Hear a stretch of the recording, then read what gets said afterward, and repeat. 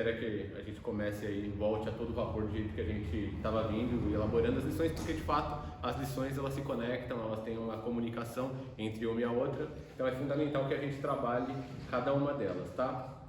Nessa revista a gente está utilizando o livro de Neemias como pano de fundo dos temas que a gente está trabalhando, a gente está olhando para os temas. O editor da revista entendeu que determinados temas eram interessantes, relevantes, e eles estão olhando para o livro de Neemias e trazendo esses temas para a nossa realidade. Então a gente já falou sobre o chamado que transforma a dor em propósito, a gente já falou sobre preparando-se para o agir de Deus, lidando com vozes contrárias, o poder das palavras. Aí no dia do falecimento da Fernanda seria o fortalecimento pela fé para combater o medo com coragem. A aula que o Márcio deu foi o discernimento espiritual, que ele me substituiu. Na aula seguinte foi a unidade, a receita que nos faz vencer a adversidade da vida. Essa aula a gente também não teve, tá? Foi aí da Ubrais. E no fim de semana, o Márcio falou sobre a fidelidade e o temor, as características que geram confiança. Hoje a gente vai tratar sobre a alegria e a gratidão ao Senhor que resultam da palavra de Deus. A alegria e a gratidão ao Senhor. A revista ela vai se apoiar em alguns pilares que eu considerei sim interessantes, tá, gente? Mas eu gostaria de abordar de uma forma um pouco diferente, como eu sempre utilizo, como eu sempre mudo um pouquinho aí do que tem na revista, que eu acho que são temas mais relevantes para o que a gente encontra hoje na nossa vida, tá? Uma vez, eu acho que é importante a gente trazer, porque a revista está trazendo sobre a alegria. E, gente, eu acho que ele é extremamente importante esse tema, porque quem que não quer ser feliz? Quem que não quer ser alegre? Todo mundo quer ser alegre. Absolutamente todo mundo quer ser alegre. Uma vez eu estava escutando uma entrevista de um entrevistador, estava escutando uma entrevista no Jô, e o entrevistado, ele falou que estava conversando com um morador de rua. E esse morador de rua, nessa conversa que estava tendo com o entrevistado é Rafa de Martins, o nome dele. Ele estava conversando com esse morador de rua e ele perguntou para o morador de rua: você tem família, você tem casa, você tem um lar? Ele falou: tenho tudo isso.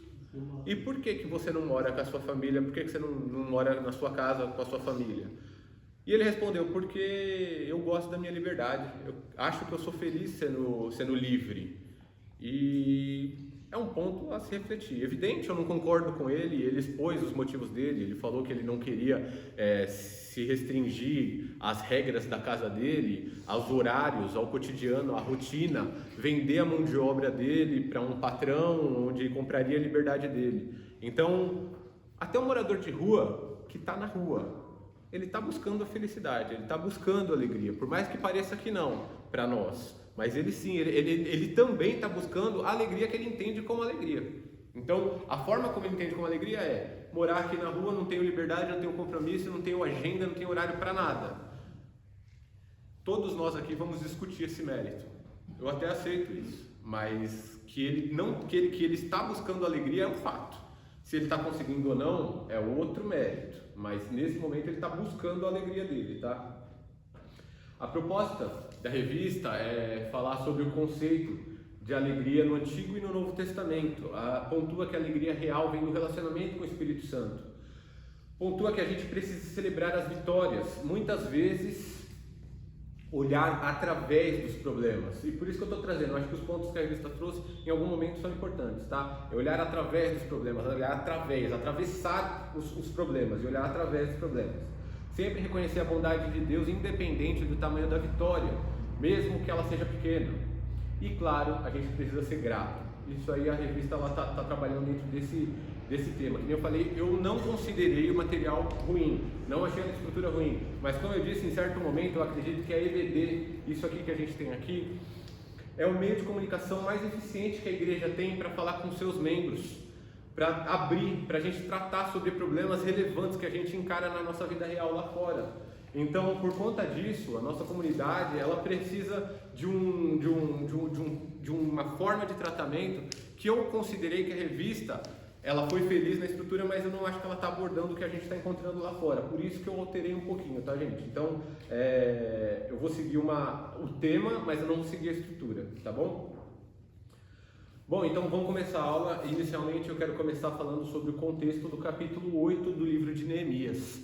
Eu acho que é até importante, já vou fazer um spoiler aqui para vocês, deixa no capítulo 8, porque a gente vai ler aí pelo menos do 5, acho que até o 11, eu acho que a gente vai ler aí com bastante atenção, tá?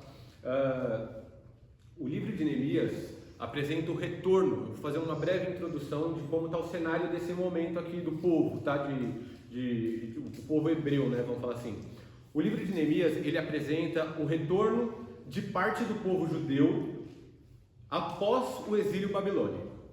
Jerusalém havia sido destruída e os seus muros haviam sido derrubados, e a sua identidade nacional e espiritual tinham sido profundamente abaladas, tá? Então assim, o povo ele estava num momento totalmente conflituoso frente à sociedade. A sociedade estava olhando para eles e esse povo não é ninguém, tá? Esse povo não é ninguém. Neemias recebe a notícia da situação de Jerusalém. Neemias trabalhava para o rei na Babilônia e ele recebe a notícia da situação de Jerusalém. Ele lamenta, ele ora e depois ele lidera a reconstrução dos muros. Em Neemias 6, você lembra que ele estava triste porque o muro não estava construído. A gente presume isso quando a gente está lendo. Mas em Neemias 6, os muros são concluídos. A construção do muro ela é concluída. Então, o motivo de lamento de Neemias naquela situação havia sanado. O que vinha acontecendo em virtude do lamento de Neemias, a gente meio que resolveu aqui. O muro foi construído. Mas o capítulo 8 vai mostrar algo mais rico e mais importante ainda. A reconstrução dos muros não era o ponto final da restauração. O povo tinha uma cidade reconstruída, mas eles ainda precisavam de uma vida reconstruída, e não só da cidade, e não só do bem material reconstruído. Eles tinham os muros novamente, mas eles precisavam que a sua identidade espiritual diante da palavra de Deus fosse restabelecida. Deus não queria apenas reconstruir os muros da cidade de Jerusalém, Ele queria reconstruir o coração do seu povo nesse momento. Neemias 8 mostra que o povo ele vai se reunir espontaneamente. E aqui é muito bonita essa parte, porque eu acho que é um momento que Deus está trabalhando no coração deles. E eu acho que é esse momento que Deus trabalha no coração de cada um da gente. Neemias 8 mostra que o povo se reúne espontaneamente e pede a Esdras que traga o livro da lei. É espontâneo. É como se a gente estivesse aqui e a gente se pusesse a fazer alguma coisa aqui dentro da igreja, guardadas as devidas proporções, evidente, mas assim, a gente se pusesse a fazer alguma coisa dentro da igreja e a gente terminasse de fazer, a gente olhasse para o nosso pastor e falasse: pastor, lê a Bíblia aí pra gente, lê aí para nós, prega aí pra gente. A gente tinha um motivo para comemorar, porque o nosso objetivo, o nosso propósito era, sei lá, levantar essas paredes, era construir o altar, era construir a galeria, não sei, qualquer objetivo que vocês entendam que possa ser necessário. E no final, o povo olha para o sacerdote, para o pastor e fala: lê a Bíblia aí pra gente, fala um pouco da palavra. Então quer dizer, a reconstrução do muro, ela foi um bem material, sim, foi. Mas a reconstrução da alma, ela já começou a acontecer com a reconstrução do muro. Notem como já havia mudado a mentalidade deles.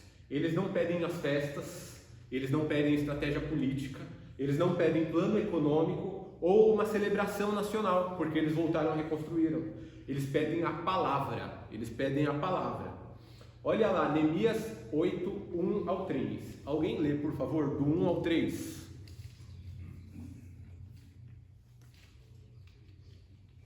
Chegaram o 7º mês, e estando os filhos de Israel nas suas cidades, todo o povo se ajuntou como um só homem na praça, diante da porta das águas, e disseram a Esdras, o escriba, que trouxesse o livro da lei de Moisés, que o Senhor tinha ordenado a Israel. E Esdras, o sacerdote, trouxe a lei perante a congregação, assim de homens como de mulheres, e de todos os entendidos, para ouvirem do primeiro dia do 7º mês. E leu nela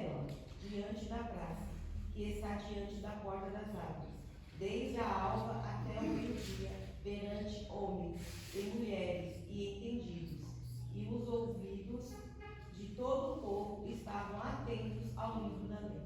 Pois é, gente, não é só a gente terminar de construir o que a gente está fazendo isso aqui. É muito louco isso aqui, porque a gente terminou de construir o nosso propósito e Esdras, não foi pedido que ele lesse só 1 hora, meia hora, 15 minutos. Aqui a gente provavelmente deve estar falando de umas 6 horas de conhecimento. Então o povo ele estava começando a ficar sedento da palavra de Deus. A reconstrução já estava ocorrendo também internamente dentro de cada um. Não foi só externo, não foi só o material que ocorreu. Havia fome pela palavra, o povo queria ouvir Deus novamente. Depois de tanta destruição que eles passaram, depois do exílio, depois da vergonha, depois da reconstrução, eles estão entendendo que não bastava eles voltarem para a terra, era necessário que eles voltassem a alma deles para o Senhor, era necessário que eles voltassem a alma deles para Deus. Além disso, o povo também estava entendendo como se portar perante a palavra. Olha o versículo 5 do capítulo 8, por favor, quem pode ler o capítulo 5 do versículo, aliás, o versículo 5 do capítulo 8.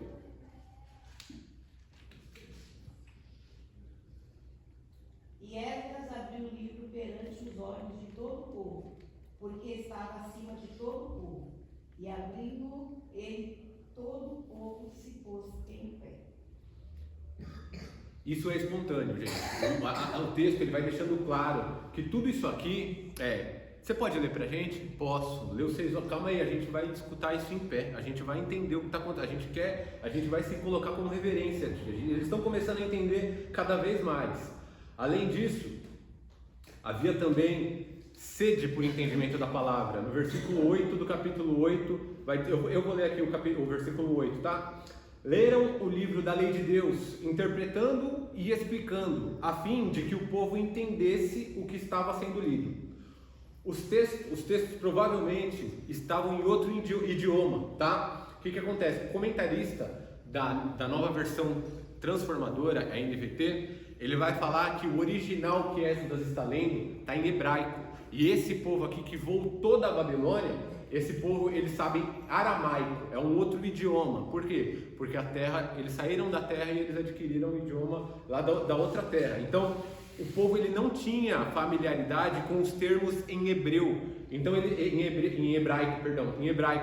Então, ele está pedindo para os sacerdotes, para os levitas, que esses levitas expliquem para eles os termos. Eles estão com sede de fato, gente. Eles estão pedindo para o sacerdote ler a palavra, eles se colocam em pé voluntariamente para ouvir essa palavra, e além disso, eles discutem a palavra e querem entender o que cada termo em hebraico, que não é o domínio deles de idioma, significa, para que eles consigam se aproximar cada vez mais do Senhor. E na sequência do texto, quando eu estava lendo, eu me perguntei, se tudo estava começando a se reconstruir, se tudo estava começando a se restabelecer, se tudo estava começando a voltar aos trilhos, por que no versículo 9, o texto pontua que o povo chorou? Alguém pode ler o versículo 9, por favor?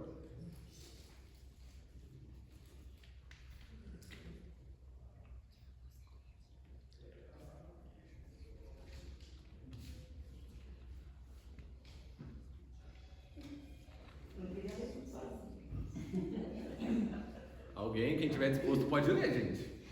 Jeremias, que era o Texata, e o sacerdote Esdras, o escriba, e os levitas que ensinavam ao povo, disseram a todo o povo: este dia é consagrado ao Senhor vosso Deus, pelo que não vos lamentais e nem choreis, porque todo o povo chorava e ouvindo as palavras da lei. O povo estava chorando, gente. Como o pastor Cris falou, o povo estava chorando. Tudo foi reconstruído, tudo voltou aos trilhos, tudo estava voltando ao normal, tudo estava voltando a um novo normal, vamos falar assim. E o povo estava chorando. Eu me perguntei quando eu estava lendo esse texto, por que o povo estava chorando? Qual o motivo do povo estar chorando nesse momento? Por que o povo chorou? Por que o povo estava entristecido? Eles choraram porque a palavra que havia sido exposta confrontou diretamente eles. Ao ouvirem a lei durante tanto tempo, perceberam, e quando eu falo a lei, é a palavra, tá, gente, que Moisés escreveu lá. Ao ouvirem a palavra, perceberam que a distância entre quem Deus os havia chamado para ser e aquilo que eles haviam se tornado era gigante. O quanto eles estavam distantes da palavra que Deus tinha estabelecido para que eles vivessem. Por isso que eles estavam chorando. A palavra revelou o pecado deles. A palavra revelou a infidelidade da nação. A palavra revelou a corrupção da nação. A palavra revelou a negligência espiritual. A palavra revelou a quebra da aliança. A razão mais profunda do exílio e da ruína. A quebra da aliança. Então o choro não era um choro qualquer. Era um choro de quebrantamento. Era um choro diferente. Todos nós já ouvimos em algum momento algo semelhante com isso, mas a palavra de Deus, ela quer trazer luz às práticas pecaminosas. E não adianta a gente achar que vai ter algum momento nosso que a gente vai conseguir esconder. Se a gente quiser abrir a nossa vida e ter uma comunhão com o Espírito Santo, as nossas práticas inadequadas e pecaminosas, elas vão ficar expostas. Ele quer que a gente confesse essas práticas pecaminosas. Essas práticas erradas que a gente tem em alguma área da nossa vida. Pode ser que nem tudo, a gente é trabalhador, é um bom filho, um bom pai, mas em alguma área da nossa vida pode ser que a gente esteja agindo de uma forma inadequada, de uma forma pecaminosa, sim. E Ele quer que a gente exponha o que a gente está vivendo, como a gente está vivendo. Por quê? Porque é só nesse momento, quando a gente abaixa a nossa guarda. O lutador de boxe, quando ele está lutando, ele fica com a guarda alta, porque se ele abaixar a guarda, ele toma um soco. Se você não abaixar a sua guarda para você conseguir falar, para você conseguir expor o seu pecado para Deus, Ele não vai tratar. Não tem como a gente tratar.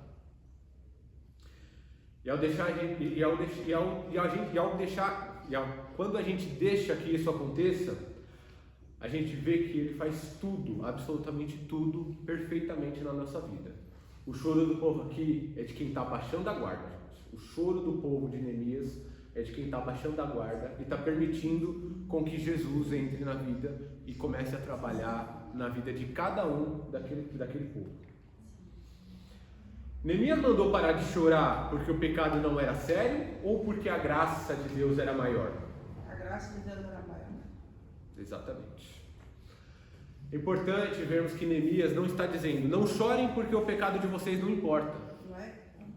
Neemias não está falando isso. Não chorem porque o pecado de vocês não importa. Não é isso. O povo deveria sim ser confrontado com a palavra. E eles foram. Mas o choro não poderia ser o destino final deles.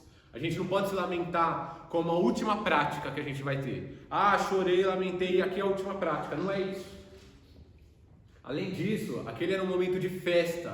Era um momento de comemoração. A festa não estava sendo celebrada para o choro, e sim para a alegria. E por que Neemias manda o povo se alegrar? Qual é o motivo que Neemias manda o povo se alegrar? Eu queria ler novamente agora, eu vou colocar em outro contexto, mas eu queria ler novamente o versículo 9. E aí, além do 9, eu queria ler o 10 também. Se alguém puder ler, por favor. Aceitem esse privilégio de ler a palavra de Deus, gente. É um privilégio. É isso aí, gente. É isso aí. É isso aí. Pode ler. O 9 e o 10. E Neemias, que era governador, o sacerdote Esdras, que era escriba, os levitas que ensinavam ao povo, disseram a todo o povo: Este dia é consagrado ao Senhor nosso Deus, pelo que não vos lamenteis, nem choreis, porque todo o povo chorava, ouvindo as palavras da lei. Agora o 10. O 10 também, por favor. E disse-lhes mais: Ide, comei as gorduras e bebei Disse-lhes mais: Ide, comei as gorduras e bebei as doçuras, enviai porções aos que não têm nada preparado para si, porque este dia é consagrado ao nosso Senhor. Portanto, não vos entristeçais, porque a alegria do Senhor é a nossa força. Amém. Neemias não está proibindo arrependimento, gente. Neemias não está proibindo arrependimento. Ele está mostrando que quando Deus restaura o seu povo, o arrependimento não termina em desespero, mas em alegria. Ele não termina em desespero, ele vai terminar em alegria. O povo ouviu a palavra, reconheceu a sua culpa, mas agora precisava compreender outra coisa. O Deus que confronta vai ser o mesmo Deus que vai restaurar. O mesmo Deus que confronta é o mesmo Deus que vai colocar o alicerce e vai restaurar a nossa vida. Aquele dia era santo ao Senhor, era dia de voltar para Deus, era dia de reencontrar a aliança e era dia de perceber que apesar do pecado, Deus não havia abandonado o seu povo. Então a alegria nasce não porque o povo era perfeito, mas porque Deus é e sempre foi misericordioso. Que tipo de alegria que está nascendo nesse momento? Que tipo de alegria que está brotando no coração de cada um naquele momento? Qual é o tipo dessa alegria? A gente conhece esse tipo de alegria, a gente sabe qual é o tipo de alegria que está nascendo aqui, que está mudando o comportamento, que está trazendo o povo para mais perto de Deus. A gente está conseguindo compreender a maturidade espiritual que o povo aqui está adquirindo ao baixar a guarda e deixar Deus trabalhar na vida de cada um. A gente precisa começar a assimilar qual é a alegria que o texto de Neemias está tratando. Dessa forma a gente consegue sim trazer essa alegria para dentro do nosso coração. A alegria de Neemias 8 não é a alegria de quem nunca pecou, é a alegria de quem foi confrontado, quebrantado e restaurado pela graça de Deus. Se a alegria do Senhor é a força do povo de Deus, por que tantas pessoas hoje, com tantos recursos, mesmo com tantos recursos, continuam sem alegria? Eu não tenho genuíno.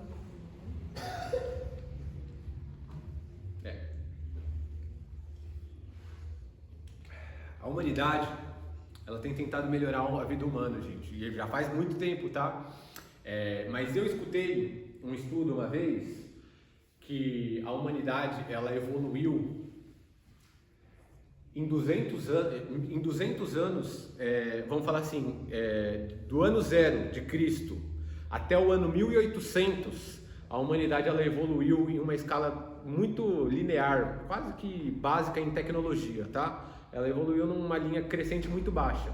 Quando chegou nos anos 1850, 1860, o boom fez assim, a linha subiu de uma forma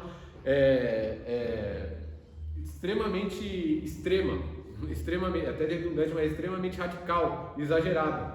Por quê? Começou-se a descobrir muita tecnologia. E a humanidade, como eu falei, ela tem tentado melhorar a vida humana de uma forma muito grande na tecnologia.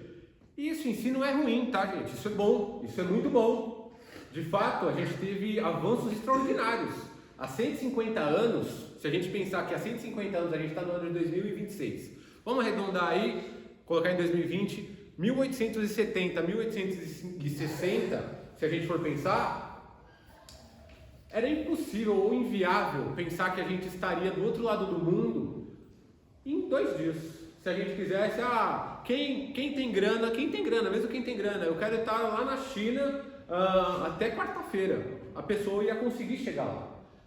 E de 150 anos para cá foi inventado o avião.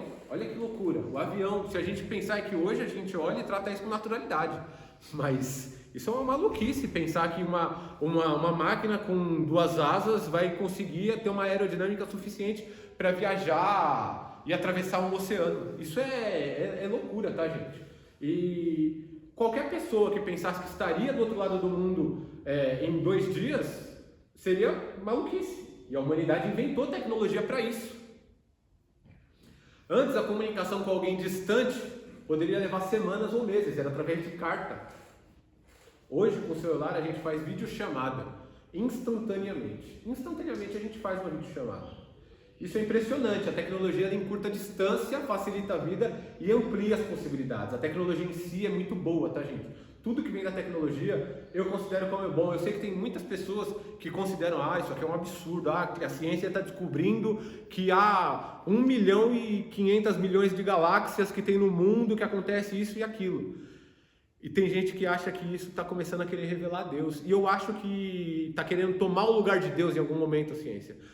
Eu fico mais crente quando eu vejo que a tecnologia consegue descobrir mais coisas. Eu vejo que Deus é muito perfeito. Eu olho e falo, poxa, deixaram um satélite na órbita por tanto tempo, identificaram que tem 1 bilhão de estrelas no céu que não eram reconhecíveis.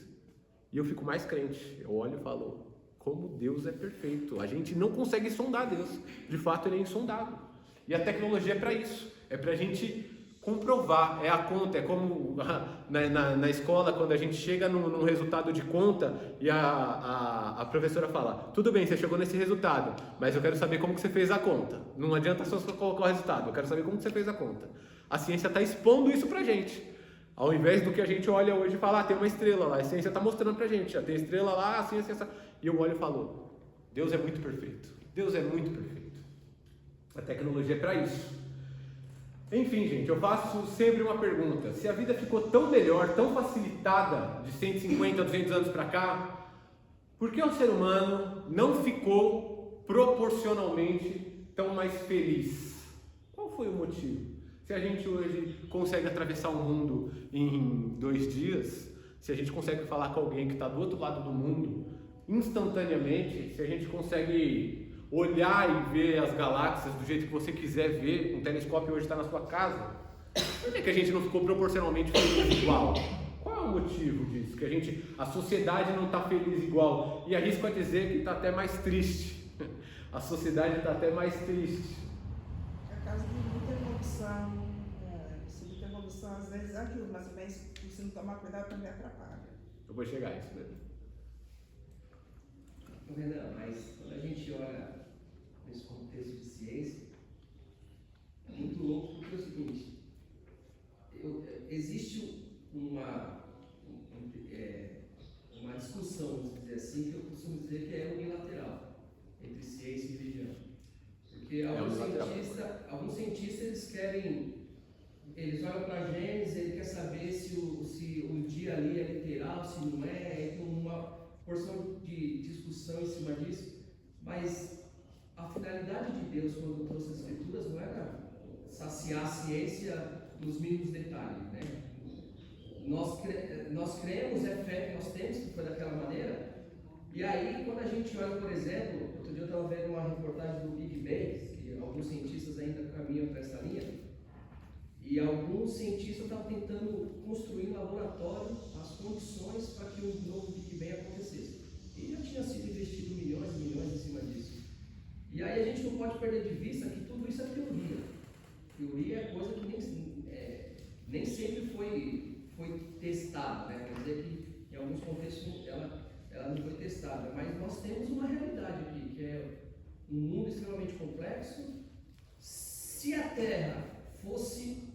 Ela é estrategicamente numa distância do Sol para a gente conseguir viver. Porque se ela fosse um pouco mais perto, ia dar ruim. Se ela fosse um pouquinho mais longe, ia dar ruim. Então, todos esses avanços da ciência, é que nem o Leandro falou, é algo para a gente olhar e louvar a Deus por isso. Porque são muitos detalhes que a ciência, às vezes, no intuito de desconsiderar, ela acaba colaborando para aquilo que a palavra diz. Então, a ciência, por mais que a galera tente desconsiderar algumas questões da nossa fé, ela acaba agindo contra, né? E a ciência, ela não consegue bater o martelo e falar, olha, isso aqui é a história da carochinha, isso aqui não existe. Não mesmo. Ela não consegue dizer que é fato, mas também não consegue negar. E aí, nesse intervalo, fica aquilo que nós cremos, né? Nossa fé. E aproveitando o gancho que o Marcos falou, eu gosto muito desses assuntos, tá, gente? Muito mesmo. Eu viajo nesses assuntos de como é perfeito. Só para vocês terem ideia, quando é verão, aqui no Brasil, vamos falar do lado de baixo, a Terra, ela fica assim para o Sol. Então, o Sol bate na parte mais de baixo do globo, que é onde o Brasil, o hemisfério sul está. Ela bate assim, vamos falar que o globo está assim. Quando é inverno, faz assim. Gente, não tem como explicar isso. Tipo, quem que movimenta a Terra para a Terra fazer isso aqui, isso aqui, isso aqui, isso aqui? Para o Sol pegar mais forte em cima, para o Sol pegar mais forte embaixo.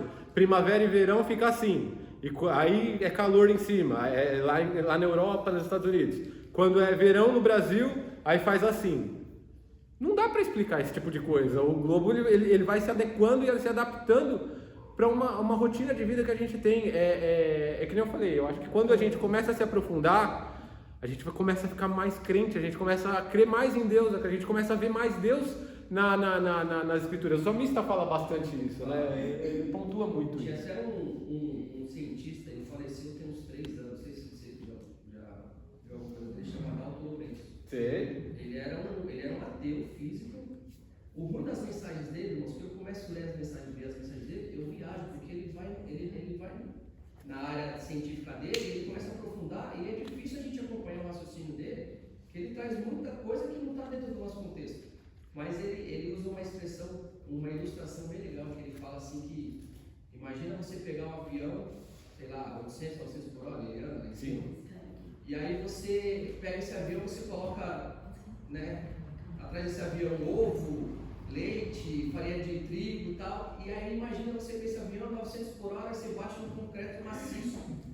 E aí ele fala, qual que é a probabilidade de dessa explosão que vai nascer, sair um bolo confeitado? Aí ele fala zero. Por quê? Porque existe um arquiteto. Aí ele começa a associar Deus à criação, à natureza, aí ele vem pontuando, é fantástico. É fantástico. Essa comparação, eu não tinha escutado pelo Adalto, eu tinha escutado pelo pastor Lucinho, e a comparação que ele utilizou foi do caminhão. É a mesma coisa, não muda nada. Mas é evidente, gente. Como é que você olha e fala que tudo isso aconteceu através de uma explosão? É explosão. É muito Explosão difícil. constrói, É muito difícil, tá? Mas assim, como o Marcos pontuou, são teorias, tá? E dentro do que a gente tem, eu acho que ainda assim o mais palpável e o mais racional é acreditar na teoria que eles chamam de criacionismo, tá? Que é a que a gente acredita. Oi. Você estava falando que por que hoje com essa tecnologia tudo, por que o homem, que a gente tem essa impressão que o homem, a mulher, que é mais infeliz, né? Com isso tudo deveria ser mais feliz. É porque o homem ele busca dentro dele algo que não vai estar dentro dele. É Deus, a soberania de Deus. Então o homem, conforme ele quer mais, ele quer saber, e às vezes ele quer um patamar, conforme ele vai aprendendo e vai, né, e Deus vai dando isso a ele vai querendo se igualar a Deus ou até se superar a Deus, e isso ninguém vai conseguir. Então o homem se frustra, e aí ele acaba ficando infeliz por causa disso. Porque ele começa a ver isso e ele não consegue, não vai conseguir. Então essa é a tristeza, né? Que o homem tem que se sujeitar a Deus. Alguém maior que ele, né? Não tem jeito. A gente pode ligar para alguém instantaneamente, como eu falei, fazer um FaceTime, uma videochamada e falar com alguém do outro lado do mundo. Mas isso vai matar a saudade de fato, gente? Eu acho que todo mundo aqui já teve alguém que estava longe e que fez uma videochamada, ligou, falou com a pessoa. Isso é o suficiente para matar a saudade de quem vocês amam? A pessoa está longe, a pessoa está muito distante, você fala por videochamada, e isso é o suficiente para matar a saudade? Quem já esteve longe de alguém aqui que ama sabe. A videochamada ela vai ajudar, ela vai atenuar essa saudade, ela vai diminuir essa dor. Mas ela não vai substituir a presença, ela transmite a voz e a imagem, ela transmite, mas ela não substitui o abraço que a pessoa pode dar, a comunhão, ela não substitui a convivência, ela não substitui o toque, ela não substitui a companhia, não substitui. A tecnologia ela pode encurtar a distância, mas ela não pode preencher o vazio, ela não pode preencher o vazio. A sociedade melhora as ferramentas do homem, mas ela não consegue curar o coração do homem, ela não consegue, elas são ferramentas, ela não consegue por ela mesma curar o coração do homem. A tecnologia nos tornou mais presentes ou mais conectados? Mais conectados. Ela tornou mais presente ou mais conectado? O problema do povo lá no livro de Neemias não era apenas o muro que estava sendo derrubado ou que foi derrubado, era a aliança que tinha sido quebrada. Foi a aliança que tinha sido quebrada. O muro reconstruído era importante, mas o muro por si só ele não era nada, ele não bastava. Da mesma forma, nossos avanços externos são importantes, mas eles não bastam. Não adianta a gente avançar na tecnologia e não entender que a fonte da alegria não é o conforto material, não é um iPhone mais novo, não é um carro com ar-condicionado, não é um avião, não é a classe A, a classe B da Emirates, não é. E hoje, a sociedade, ela nos mostra que a alegria ela deve ser resultado de aquisições. Quais aquisições? Comprar, viajar, ter um corpo dessa forma A ou da forma B, alcance o padrão X ou o padrão Y, conquiste um estilo de vida X, seja reconhecido pelos outros, seja visto.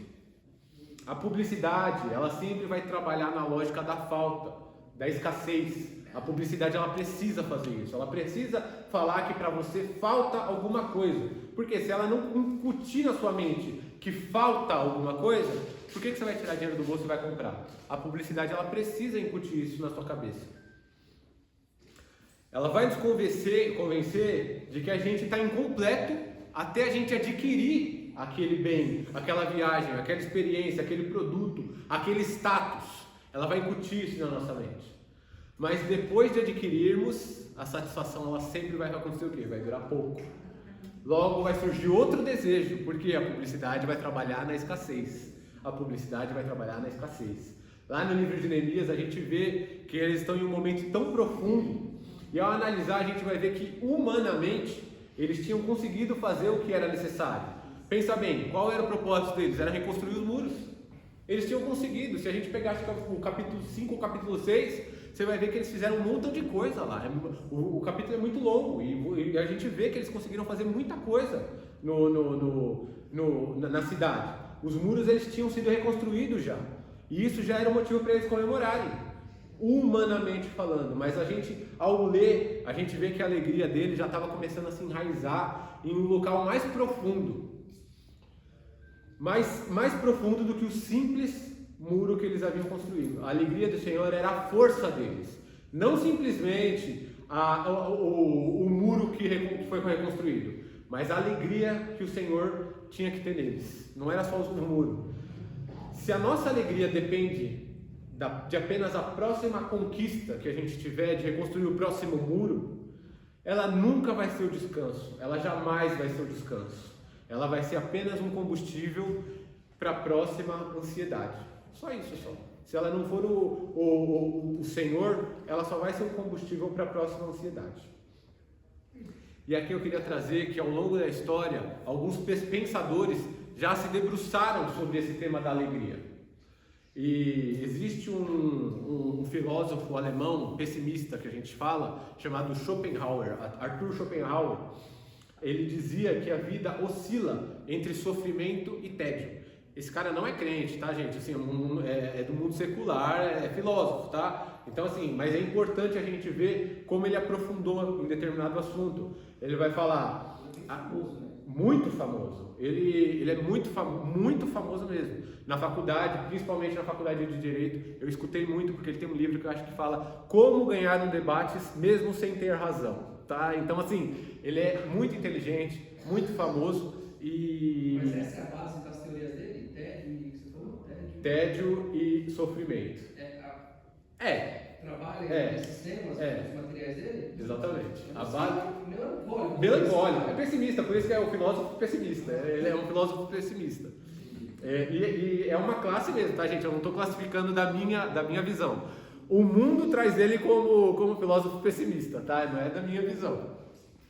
Então ele fala, a vida ela oscila entre sofrimento e tédio. Sofremos, e assim, ó, vocês vão ver que a base dele não é uma mentira total. Sofremos porque desejamos o que ainda não temos. Quando temos, logo nos acostumamos. Então ficamos entediados e passamos a desejar outra coisa. Então, assim, é extremamente inteligente o que ele traz, tá, gente? É extremamente relevante e acho que a gente nem precisa se aprofundar tanto, mas eu vou trazer um exemplo aqui. Normalmente um usuário de droga, como que é a vida dele? A vida dele não pode ser uma vida pacata, uma vida ordinária, no sentido de ordem, uma rotina. Só que ele utiliza a droga a primeira vez.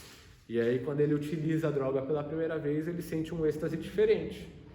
E aí ele quer sentir o êxtase outra vez, porque a vida dele é muito ordinária, muito normal. E aí ele utiliza de novo uma droga. E essa droga já não faz mais o mesmo êxtase que ele teve na primeira vez. Então ele precisa subir de nível. E aí ele sobe de nível e tem o êxtase outra vez. Só que essa que ele subiu de degrau já não dá mais o mesmo êxtase na segunda vez. Então ele precisa subir mais um degrau. E assim ele vai fazendo com a vida dele. Ele vai utilizando cada vez mais. Por quê?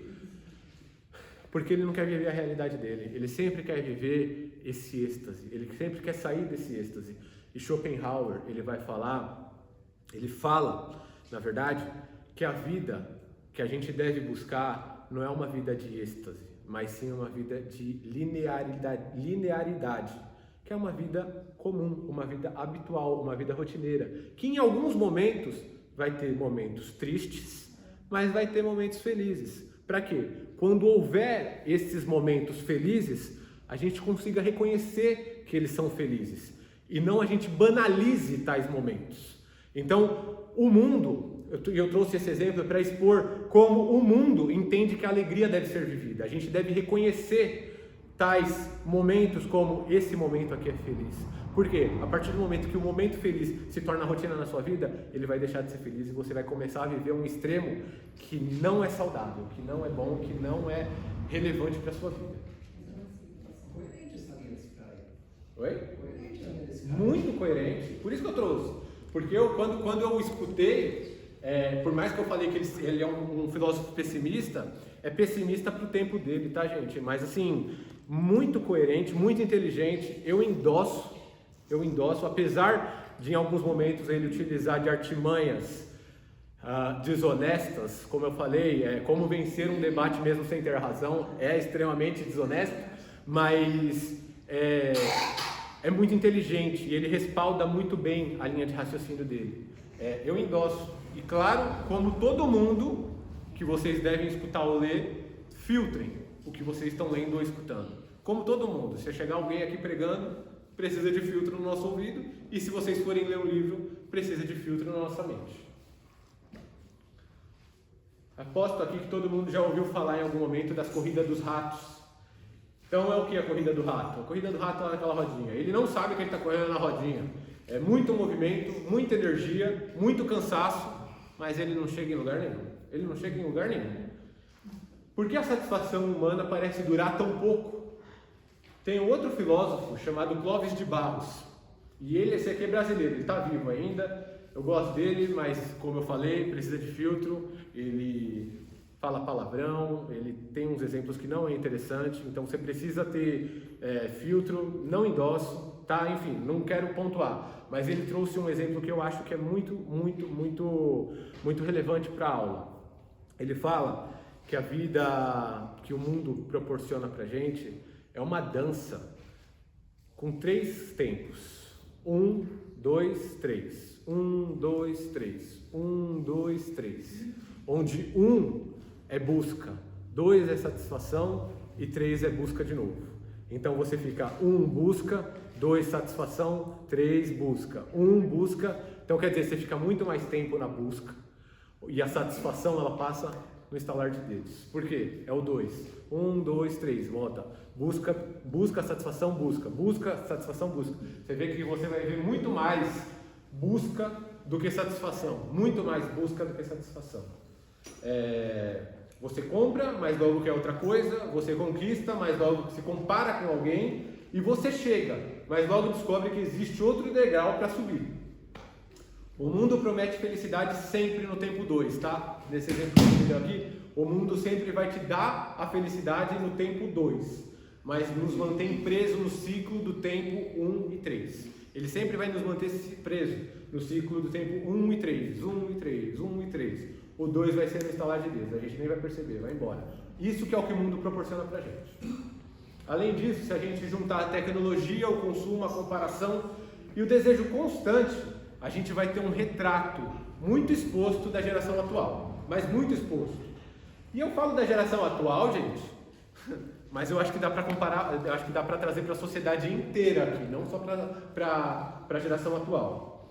Excesso de informação, foi o que a irmã falou, excesso de informação, comparação constante, medo de ficar para trás, pressão por desempenho, necessidade de aprovação, dificuldade de silêncio e pouco descanso interior. A ansiedade, ela vai se alimentar da ideia de que sempre vai faltar alguma coisa, sempre está faltando alguma coisa, sempre. Uma experiência, uma conquista, um relacionamento, dinheiro, reconhecimento, uma versão melhor de mim mesmo. A ansiedade cresce quando a minha alegria depende de algo que eu possa perder. Pai, e pensa assim, isso não faz sentido. A ansiedade ela vai crescer. Se eu posso perder esse tipo de coisa, a ansiedade em mim vai crescer. Minha alegria, se ela está pendurada nesse tipo de situação, em alguma coisa que eu posso perder, é evidente que eu vou ser triste, gente. Eu vou ser triste. Eu vou ganhar o bem. Eu posso ganhar uma Ferrari amanhã aqui. Mas essa Ferrari pode ser batida aqui. E aí eu vou ficar triste? Eu vou perder minha alegria por conta disso? A alegria do Senhor, ela permanece firme. E ela está firmada em um Deus que não muda. Em um Deus que é imutável. A nossa alegria, ela está firme e tem raízes nesse Deus, que Ele é imutável. Qual é a diferença entre se alegrar nas bênçãos de Deus e no próprio Deus? Qual que é a diferença? Abacuque vai falar com a gente sobre isso. Qual que é a diferença entre se alegrar nas bênçãos de Deus e se alegrar no próprio Deus? Alguém pode ler Abacuque 17 e 18, por favor?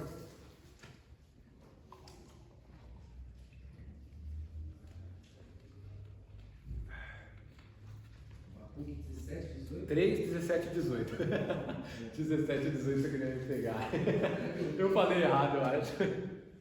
Porquanto, ainda que a figueira não floresça, nem haja fruto na vide, o produto da oliveira minta, e os campos não produzam mantimentos, as ovelhas da malhada sejam arrebatadas, e nos currais não hajam vaga.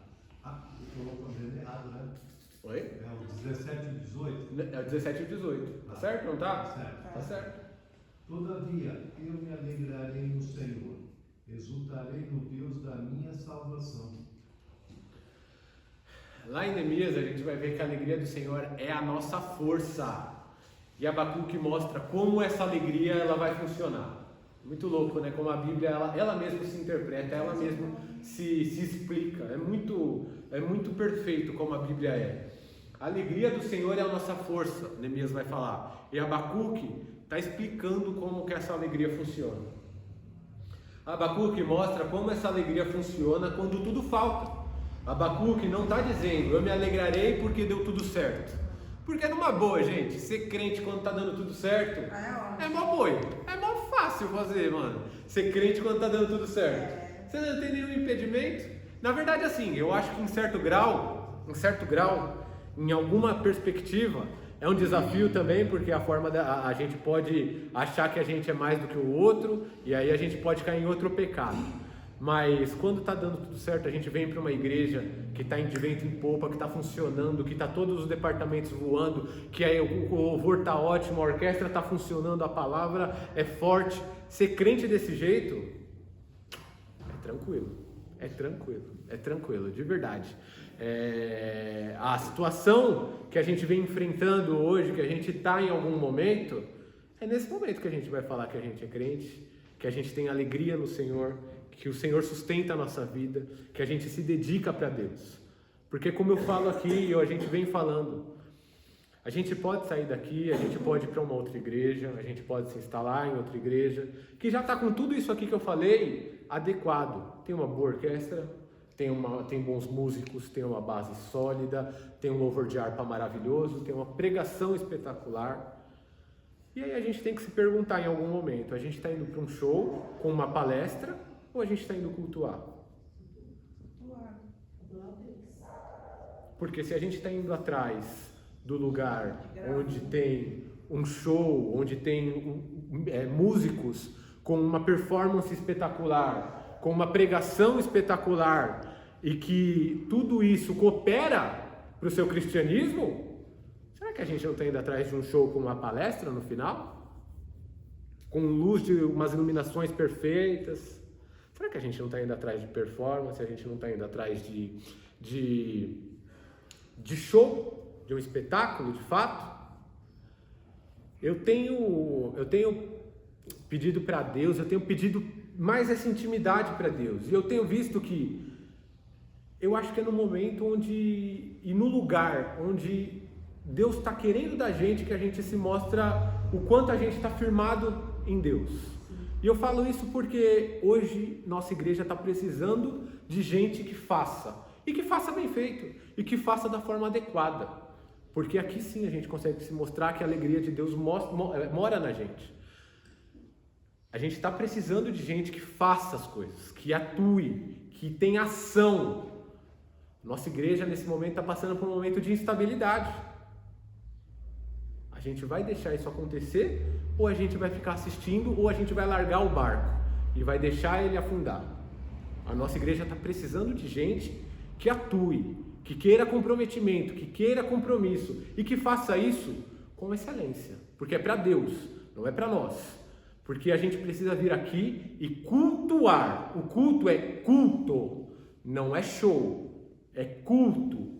A gente precisa cultuar. E eu falo isso para mim, como primeiro. A gente precisa vir aqui e entregar uma devoção, entregar uma oração, entregar uma adoração no nosso culto. Porque senão a gente está vindo aqui especificamente para um, e se a gente reclassificar, e eu não estou falando que é o caso da nossa igreja, tá? Eu não estou sendo tão extremo, a instabilidade ocorre, mas se a gente estiver vindo aqui para escutar uma música de qualidade, se a gente estiver vindo aqui para escutar uma palestra, a gente está vindo pelo motivo errado. A gente está vindo num show que existem músicos com performance no mundo que podem entregar um pouco melhor, e aí a gente vê o YouTube. E aí a gente também pode ver uma pregação muito boa no YouTube também, tá, gente? O YouTube vai entregar para vocês uma mensagem muito melhor do que a que eu estou trazendo hoje. Muito melhor, mas muito melhor. E se for para a gente ficar no YouTube, fica no YouTube. Mas se for para a gente pensar que a gente quer ser usado e quer ter comprometimento, quer cultuar a Deus, a gente precisa se entregar de fato, a gente precisa mudar a postura, a gente precisa entender que essa casa de oração precisa da nossa excelência e precisa que a gente faça as coisas com Deus trabalhando no nosso meio, precisa da nossa alegria, para que Deus haja no nosso meio. Abacuque ele vai falar exatamente isso, ele vai mostrar que a alegria de Deus funciona quando tudo falta. Abacuque não está dizendo eu me alegrarei porque tudo deu certo, como eu disse. Mas Abacuque vai dizer, mesmo que tudo dê errado, mesmo que nossa igreja passe por um momento de instabilidade, eu me alegrarei no Senhor. Eu vou me alegrar no Senhor. A alegria, ela não é a negação da dor. Ela não é a negação da dor. Não é alienação, não é ficar maluco, não está acontecendo. Não é fingir que não existe nada.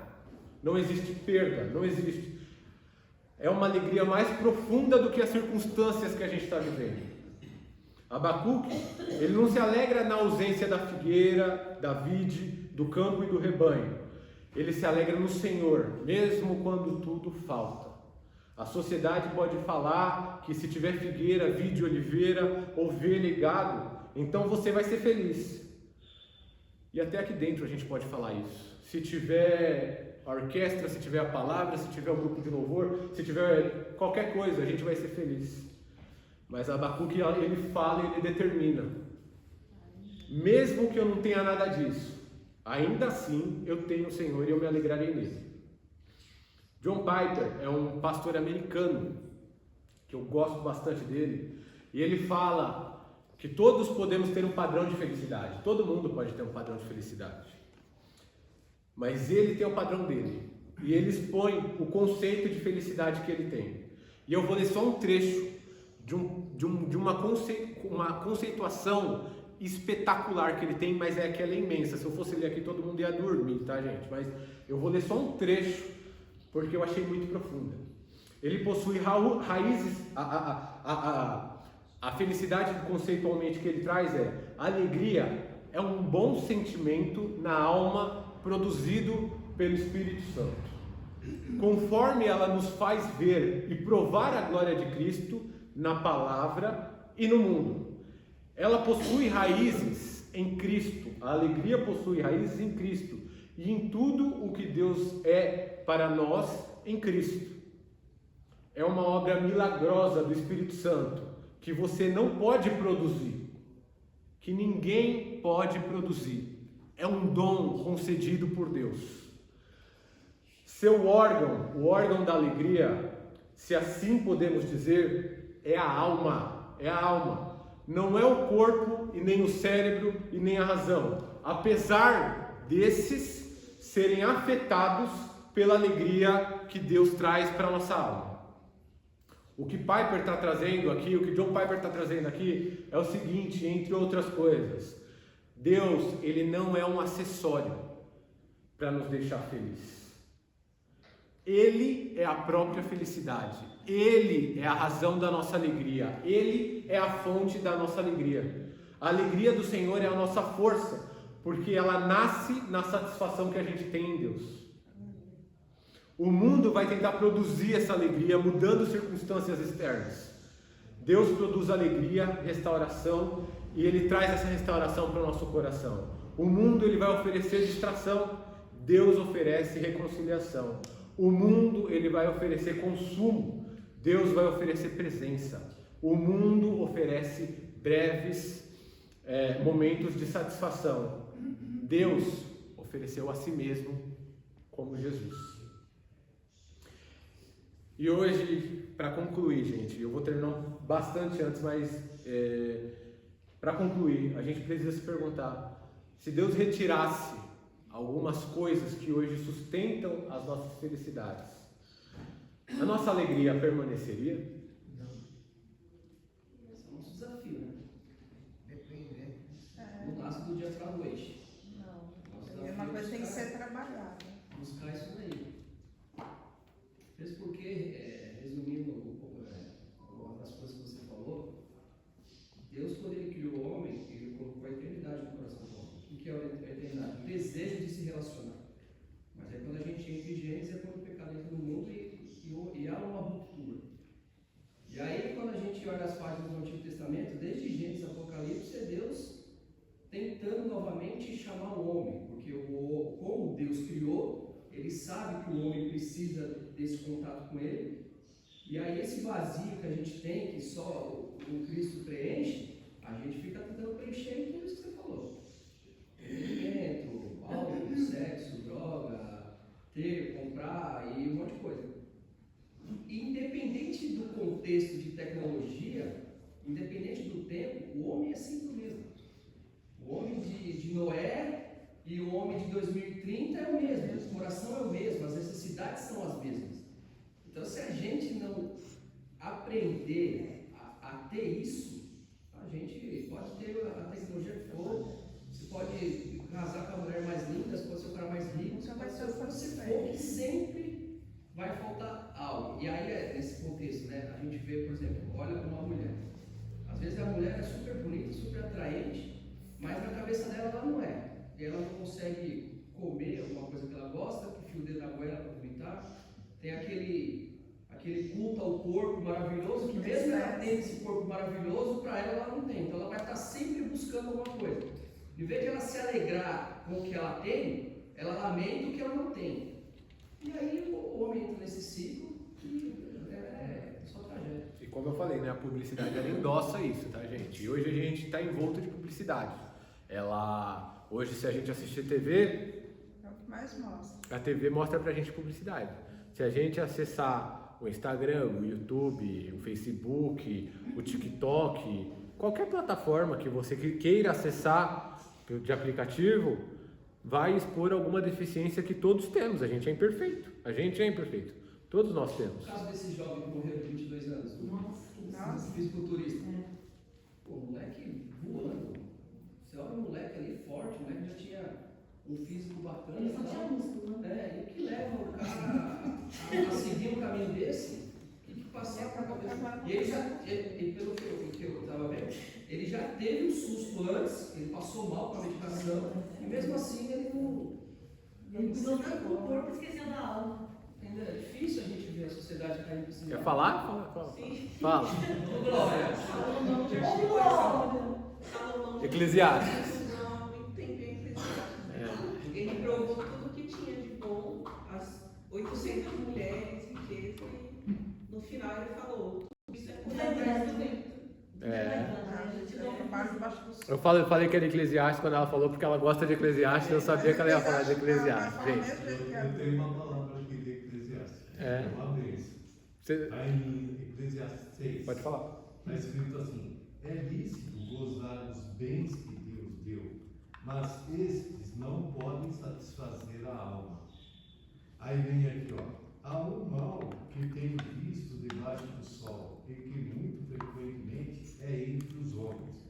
Um homem a quem Deus deu riqueza, fazenda, honra, e nada lhe falta de tudo quanto a sua alma deseja. Mas Deus não lhe dá o poder para daí comer. Antes, o estranho que o come, também isto é vaidade e má enfermidade. É exatamente isso. É exatamente isso. A Bíblia, ela, como eu pontuei, apesar de eu ter entrado em poucos textos bíblicos que se auto-explicam, existem uma infinidade, tá, gente? Paulo também vai falar um montão lá em Filipenses, quando ele está preso, e ele vai utilizar muito da artimanha, do argumento, para ele explicar a felicidade. Só endossando, acho que há um mês, eu trouxe uma palestra aqui para os jovens, e nessa palestra eu pontuei algumas coisas sobre o algoritmo, como as plataformas, como eu falei, YouTube, Facebook, Instagram, TikTok, eles são programados a vender para a gente. E eles identificam o que faltam na gente, porque a gente fala para eles o que falta. Por exemplo, vou dar um exemplo. Quando eu queria começar o curso de Direito, a plataforma identificava que eu queria começar o curso de Direito. Ela sabia que eu não era, porque eu procurava universidades que tinham um curso de Direito. Então ela identificava que eu queria fazer aquilo lá, porque eu não tinha. A partir do momento que eu me formei, eu não procuro mais curso de Direito em lugar nenhum. Por quê? Porque eu estou formado. Acabou, eu não quero mais procurar graduação em Direito. Agora, ela não me oferece mais isso. Ela me oferece alguma coisa que identificou que eu procurei. E se eu procurei, eu estou sentindo falta. Então, a plataforma, ela tem uma inteligência artificial programada para te entregar o que você fala que você está faltando, o que você quer e que você está faltando. Então, a publicidade é isso, tá, gente? Ela vai trabalhar com a sua escassez, com a sua falta. E assim, eu não estou falando que está errado a gente buscar uma tecnologia nova, não estou falando que está errado a gente querer viajar, a gente querer fazer o que é necessário, o que a gente gosta. Em certos pontos eu acho diabólico, tá, gente? Eu não vou mentir, não. Eu tava vendo, falei pra André essa semana, mostrando uma blogueira lá comprando uma bolsa de 11 mil euros. Eu acho isso diabólico em certo grau. Eu acho isso diabólico porque... São o quê? 80 mil reais, sei lá? Eu acho que quase... eu acho que vai beirar isso aí, ô Márcio. E 80 mil reais não é o preço teto de bolsa não, tá, gente? A gente vai achar a bolsa muito mais cara. Só que assim, eu falo que é diabólico, como que você paga 80 mil reais numa bolsa e tem gente passando fome perto de você? É diabólico. Pra mim não tem como a gente fugir disso. É diabólico. Então assim, a publicidade e a mídia, ela vai vender que falta aquela bolsa para quem tem a grana para comprar. E a pessoa vai e compra. Então, se a gente cair nessa tentação de achar que a nossa grana, o nosso esforço, o nosso mérito vai trazer a felicidade que está faltando para a gente está deixando a nossa carnalidade falar mais alto do que a alegria que o Senhor proporciona para a gente E só Ele pode trazer, porque, como eu falei, Ele é imutável, Ele não vai alterar nada. E aqui para finalizar, tá, gente? A alegria do Senhor não é apenas um sentimento que visita a alma. É uma força que sustenta o povo de Deus quando a vida não entrega tudo aquilo que a gente presume que vai entregar. Então, a gente em algum momento presume e faz projetos imaginando que a gente vai conseguir diversas coisas. Se a gente não colocar Deus no início e no fim do projeto, em algum grau a gente pode até conseguir. Só que eu não sei se a gente vai conseguir com felicidade, com alegria e com a satisfação que Deus pode trazer. Em contrapartida, se a gente colocar Deus no início e no fim, pode até ser que a gente não consiga. Mas a gente vai viver uma vida plena e satisfatória, porque Deus vai estar vivendo e vai estar falando com a gente que aquilo que a gente viveu foi o projeto que Deus tinha para a nossa vida. Bom, era isso que eu tinha para falar com hoje a sala. Eu agradeço pela oportunidade, gente.